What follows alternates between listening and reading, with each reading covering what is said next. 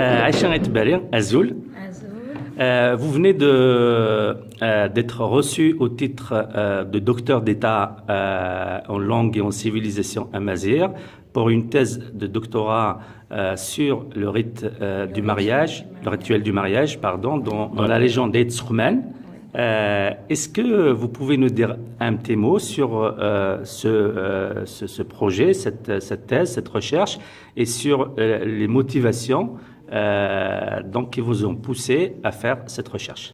Bon, cette recherche a été faite dans le cadre, je dirais, d'un travail un petit peu personnel. C'était beaucoup plus par devoir envers ma culture.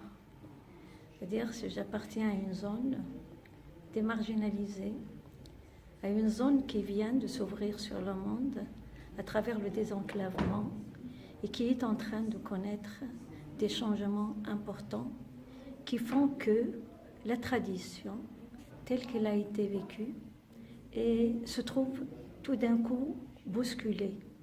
Et les gens n'arrivent plus à se retrouver. Il y a à la fois l'attrait des villes, l'attrait des pratiques qui viennent d'ailleurs, et d'un autre côté, le changement de vie qui fait que la tradition qu'elle a toujours survécu ne peut plus continuer puisque les conditions de sa survie commencent à faire défaut. Donc, l'objectif de ce travail, au début, c'était de faire connaître ce cérémonial, c'est d'en parler, de mettre en valeur les valeurs qu'il véhicule, de le comprendre, pour voir un petit peu les croyances, l'imaginaire des gens, tout ce qui sous-tend ce rituel. Donc, cette étude m'a permis aussi de voir comment évolue cette pratique, quels sont les facteurs qui interagissent, c'est-à-dire l'évolution à la fois endogène et l'évolution exogène, voire les facteurs internes et les facteurs externes qui font que le rituel, l'évolution, elle est dans la nature des choses. Ce qui est spécial dans cette région, c'est que les choses se sont faites d'un seul coup et qu'il y a une rupture totale avec ce qu'on avait l'habitude de faire. Et les gens sont en train d'imiter, sans comprendre, sans que les conditions dans lesquelles ils vivent soient adéquates à certaines pratiques importées. Voilà un petit peu. Donc, le travail que j'ai fait, j'ai essayé de voir comment les choses évoluent, quels sont les facteurs qui entrent en jeu, et qu'est-ce qu'il y a comme enrichissement et qu'est-ce qu'il y a comme déperdition. Il s'est avéré que ça dépend de quel angle on regarde. Il y a d'un côté les valeurs qui sont reformulées, les liens sociaux qui sont reformulés, les pratiques, bien sûr, qui font que les relations sociales ne sont plus ce qu'elles étaient. Elles se retissent sur d'autres bases, sur d'autres convenances, sur d'autres valeurs qui ne sont pas tout à fait les mêmes. Je ne dis pas que les valeurs qui existaient n'existent pas. J'ai vu qu'elles changent tout simplement de camp ou qu'elles sont formulées autrement. Quelles sont ces valeurs, justement, je dirais, si je traduis bien ce que vous voulez dire, qui menaceraient ces valeurs-là, locales, justement? La première, c'est les valeurs de solidarité et d'entraide. Bon, c'est vrai que c'est la solidarité et l'entraide, c'est dicté par la nécessité de la vie avant. On était dans une société agro-pastorale, la machine n'y est pas, ce qui fait que les gens s'entraidaient pour les travaux, s'entraidaient pour toutes choses. Donc, cet esprit d'entraide sociale était dans la nature des choses. Maintenant, il y a, avec bien sûr la professionnalisation des métiers, avec la machine, avec bien sûr l'importance accordée à l'argent, il y a un certain individualisme qui est en train de se développer et qui fait que il y a je dirais pas une désintégration, mais je dirais il y a pas, comment dirais-je, le contact entre les gens n'est plus ce qu'il était. Il y a une certaine indifférence à l'égard de l'autre. Il y a une certaine, c'est-à-dire chacun pour soi, en quelque sorte. Voilà ce qui menace un petit peu la société. Alors, cette région Aït-Sromen Oui. se trouve où exactement? Aït-Sromen, c'est une confédération de tribus qui est à cheval sur plusieurs provinces.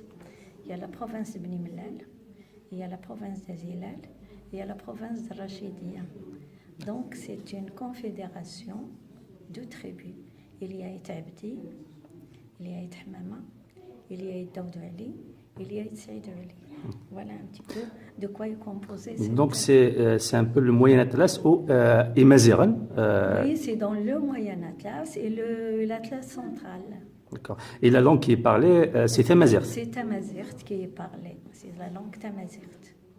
D'accord. Tout à fait au début, vous avez parlé de marginalisation.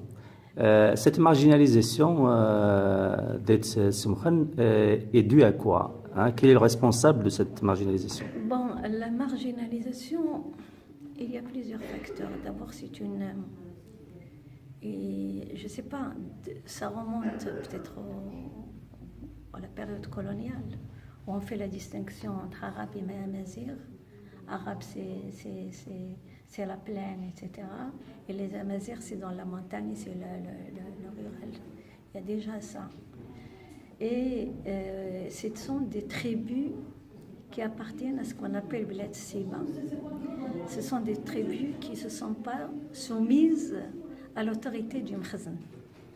D'accord. Et il y a eu beaucoup de soulèvements, et ils étaient contre, c'était des tribus rebelles, ce qui fait que voilà, c'est-à-dire ils n'ont pas accès au pouvoir. D'ailleurs, ce sont des gens qui se sont toujours écartés du sacs du pouvoir. Et puis, ce sont des tribus dont on a peur. Donc, on aimerait bien les garder à l'écart. Et puis, je dirais, le pays est gouverné par des gens qui appartiennent à certaines familles Confesse, Marrakech, etc., et qui avaient intérêt à ce que les autres soient tenus à l'écart.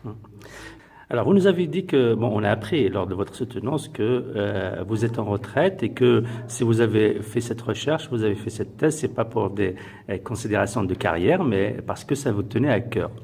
Alors je vous pose la question, maintenant vous avez fait la thèse, est-ce que vous avez des projets dans l'avenir notamment sur ce sujet particulier, le cérémonial de mariage que vous avez étudié? Bon, alors donc, ce que je voudrais vous dire, que je suis dans une association qui est dédiée au patrimoine culturel de la région. Je suis la vice-adjointe de l'association. Donc nous travaillons... Il s'appelle comment l'association? OCAD, Oralité, Conte pour l'amitié, le dialogue et le développement. Alors donc nous travaillons sur le patrimoine, sur la collecte des chants, des contes, nous les enregistrons, il y a des enregistrements. Nous organisons aussi des colloques, des tables rondes autour des aspects qui se rapportent à l'oralité, à la coexistence pacifique entre les religions, entre les peuples, le dialogue entre les peuples. Disons que nous œuvrons à jeter des passerelles entre les différentes cultures.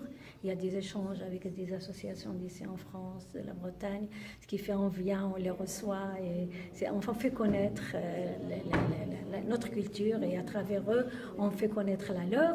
Et ce qui nous tient à cœur aussi, c'est qu'on tient à valoriser les détenteurs de cette culture en les faisant connaître. Par exemple, on a fait venir une troupe d'Asnimer ici en France, à Grenoble, lors des festivals Tour de Babel.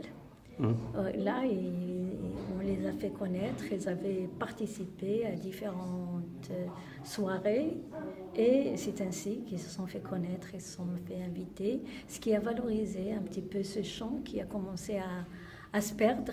Et il y a eu d'autres personnes qui se sont intéressées maintenant au chant parce qu'à partir du moment que ça rapporte, que ça devient un moyen de survie, un moyen de, comment dirais-je, de source de revenus, ce qui est important.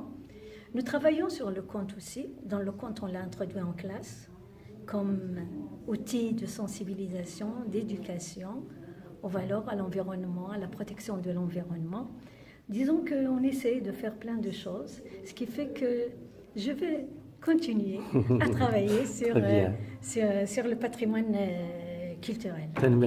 Est-ce qu'on va voir bientôt votre thèse publiée?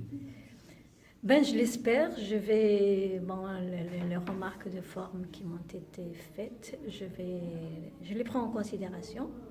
Je vais la revoir. Et vous allez travailler sur la publication? J'espère. Merci. Merci pour ce que vous avez fait. Et félicitations. Merci beaucoup.